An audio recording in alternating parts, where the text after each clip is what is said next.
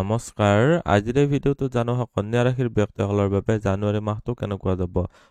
মূৰ্ধন্য ঠ মূৰ্ধন্য ন এইকেইটা আখৰেৰে যিসকল ব্যক্তিৰ নাম আৰম্ভ হয় তেওঁলোকৰ হৈছে কন্যা ৰাশি তো এই ভিডিঅ'টো চাই যদি ভাল লাগে তেতিয়াহ'লে এইকেইটা আখৰেৰে নাম আৰম্ভ হোৱা ব্যক্তিসকলৰ সৈতে ভিডিঅ'টো শ্বেয়াৰ কৰিবলৈ নাপাহৰিব আজিৰ এই ভিডিঅ'টোত আমি স্বাস্থ্য ধন উপাৰ্জন ধন সঞ্চয় চৰকাৰী চাকৰি ব্যৱসায় ভাগ্য পিতা ধৰ্ম বা গুৰুজনৰ ক্ষেত্ৰত কেনেকুৱা হ'ব প্ৰেম প্ৰসংগ বা বৈবাহিক জীৱনত কেনেকুৱা হ'ব সাধাৰণ শিক্ষা উচ্চ শিক্ষা এই সকলোবিলাক দিশ ভালদৰে আলোচনা কৰিম সো এই ভিডিঅ'টো শেষলৈকে চাই থাকিব আপুনি যদি এতিয়ালৈকে মোৰ চেনেলটো সাবস্ক্ৰাইব কৰা নাই তেতিয়াহ'লে সাবস্ক্ৰাইব কৰি ল'ব আৰু ভৱিষ্যতে আপলোড কৰা ভিডিঅ'ৰ নটিফিকেশ্যন পাবৰ বাবে বেল আইকনটো অল সিলেক্ট কৰি দিব প্ৰথমতে জানো হওক আপোনালোকৰ স্বাস্থ্যৰ ক্ষেত্ৰত ৰাশিৰ অধিপতি হৈছে বুধ গ্ৰহটো আৰম্ভণিতে দেখিবলৈ পাৰিছে বুধ গ্ৰহটো তৃতীয় ভাৱত আছে 4 তাৰিখৰ পিছত বুধ গ্ৰহটো আপোনালোকৰ চতুৰ্থ ঘৰত ৰবিৰ সৈতে কানেক্টেড হ'ব আৰু 24 তাৰিখৰ পিছত আকৌ বুধ গ্ৰহটো পঞ্চম ঘৰত যাব সো মুঠতে চাবলৈ গ'লে বুধ গ্ৰহটোৰ স্থিতি যথেষ্টখিনি ভাল এইখিনি সময়ছোৱাত মাজে মাজে শত্ৰু স্থানস্থ হ'ব যদিও 4 তাৰিখৰ পৰা আপোনাৰ 24 তাৰিখলৈকে এইখিনি সময়ছোৱাত অলপ স্কিনজনিত ইস্যু আনিব পাৰে বাকি তেনেকুৱা টেনচন নাই আপোনালোকৰ ৰোগৰ স্থানত শনি আৰু শুক্ৰৰ যুতি আছে শুক্ৰ গ্ৰহটো 28 তাৰিখৰ পিছত আপোনালোকৰ ইয়াতে যাব 28 তাৰিখৰ পিছৰ সময়ছোৱা অলপ বেছি ভাল কিন্তু পিছত তাৰ আগৰ সময়ছোৱাত আপোনালোকৰ কেতিয়াবা পেছাবত কষ্ট পোৱা বা আপোনালোকৰ যদি কিডনি ষ্টোন হৈ আছে তেতিয়াহ'লে এইখিনি সময়ছোৱাত অলপ সম্ভাৱনাটো বেছি দেখা গৈছে পাকস্থলীৰ স্থানত আপোনালোকৰ মংগলৰ দৃষ্টি আপোনালোকৰ ইয়াতে কেতুৰ দৃষ্টি আৰু অইন কোনো গ্ৰহৰ ডাইৰেক্টলি প্ৰভাৱ নাই শনি গ্ৰহটোৰ যিহেতু ষষ্ঠ ঘৰত দৃষ্টি আছে খোৱা বস্তুৰ ক্ষেত্ৰত বিশেষকৈ সাৱধান হ'ব লাগিব এইখিনি সময়ছোৱাত বিষজনিত প্ৰব্লেম কৰিব পাৰে আপোনালোকৰ হজম শক্তিটো অলপ দুৰ্বল হ'ব পাৰে উপাৰ্জন ধন সঞ্চয় চৰকাৰী চাকৰি ব্যৱসায় এই গোটেইকেইটা পইণ্ট একেলগে কভাৰ কৰি দিছোঁ কাৰণ ৰিলেটেড পইণ্ট হয় তো বৰ্তমান সময়ছোৱাত আপোনালোকৰ কাৰণে অৰ্থাৎ জানুৱাৰী মাহটোত আপোনালোকৰ কাৰণে উপাৰ্জনৰ ক্ষেত্ৰত বহুতেই ভাল মংগল গ্ৰহটো ইয়াতে বহুত দিনলৈকে আছে মংগল গ্ৰহটো 21 তাৰিখৰ পিছত বক্ৰী হৈ যেহেতু আছে ইয়াতে উল্টা ডাইৰেকশ্যনত আহি আপোনালোকৰ ইয়াতে আহিব মানে মিথুন ৰাশিত আহিব মংগল গ্ৰহটো 21 তাৰিখলৈকে ইনকামৰ ক্ষেত্ৰত যদিও নিচস্ত ৰাশিত আছে কিন্তু বক্ৰী হৈ থকাৰ কাৰণে আপোনালোকে এইখিনি সময়ছোৱাত বহুত কষ্ট কৰিব পাৰিব কষ্টৰ জৰিয়তে আপোনালোকে লাভৱান্বিত হ'ব পাৰিব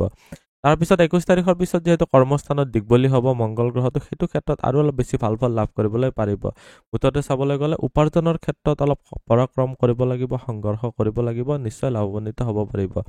ধনস্থানৰ মালিক হৈছে শুক্ৰ গ্ৰহটো ধনস্থানৰ মালিক গৈ কিনে আপোনালোকৰ চাকৰিৰ ঘৰত বহি আছে এইখিনি সময়ছোৱাত চাকৰি প্ৰাপ্তিৰ জৰিয়তেও আপোনালোকৰ জমা ধনৰ ক্ষেত্ৰত বৃদ্ধি হ'ব পাৰে আপোনালোকৰ যিসকলে সাৰ্ভিস বা চাকৰিয়ে কৰিম বুলি ভাবি আছে তেওঁলোকৰ কাৰণে যথেষ্ট ভাল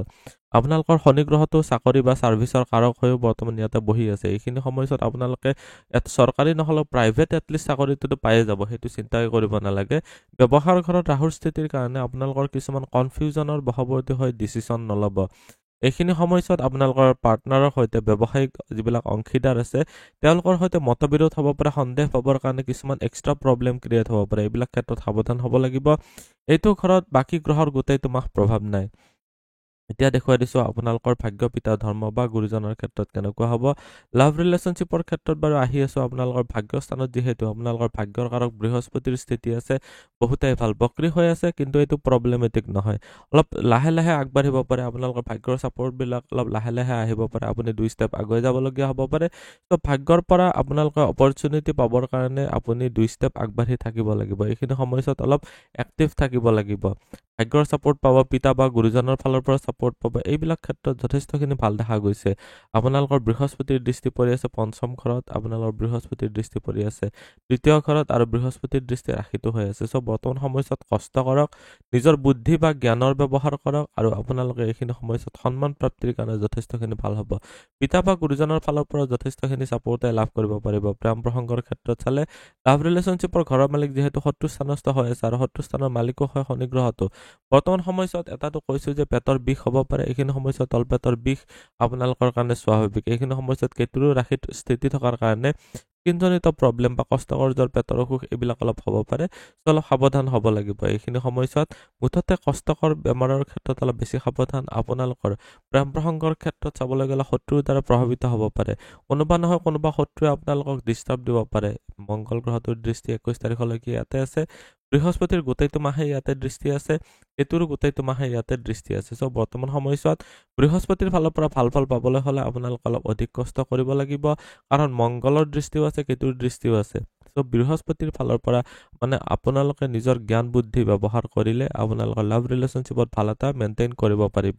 বৈবাহিক জীৱনত ইয়াতে ৰাহুৰ স্থিতি আৰু বৃহস্পতি ভাগ্যস্থানস্থ হৈ থকাৰ কাৰণে কেনেকুৱা হ'ব যে আপোনাৰ নিজৰ লাইফ পাৰ্টনাৰৰ সৈতে কনফিউজন বা সন্দেহ ভাৱ আহিব পাৰে এইখিনি সময়ছোৱাত যিটো বস্তু আপুনি দেখা নাই বা শুনা নাই নিজে সেইটো বস্তুত বিশ্বাস নকৰিব এইখিনি সময়ছোৱাত কনফিউজন ক্ৰিয়েট সঘনাই হ'ব এইখিনি সময়ছোৱাত আপোনালোকৰ বিবাহৰ স্থানৰ মালিক যিহেতু ভাগ্যস্থানত গৈছে যিসকলে বিয়া কৰাম বুলি ভাবি আছে তেওঁলোকৰ কাৰণে বিশেষ ভাল বৃহস্পতিৰ দৃষ্টি আপোনালোকৰ প্ৰেমৰ স্থানতো আছে হাজবেণ্ডৰ স্থানৰ বা ৱাইফৰ স্থানৰ মালিক হয় যিহেতু আপোনালোকৰ স্পৌচৰ ঘৰৰ মালিক হয় আপোনালোকৰ যিহেতু প্ৰেমৰ স্থানত দৃষ্টি দিছে লাভ মেৰেজৰ কাৰণে মে' মাহৰ 14 তাৰিখলৈকে বহুত ভাল এইখিনি সময়ছোৱাত আপোনালোকে ভাল ফল পাব পাৰিব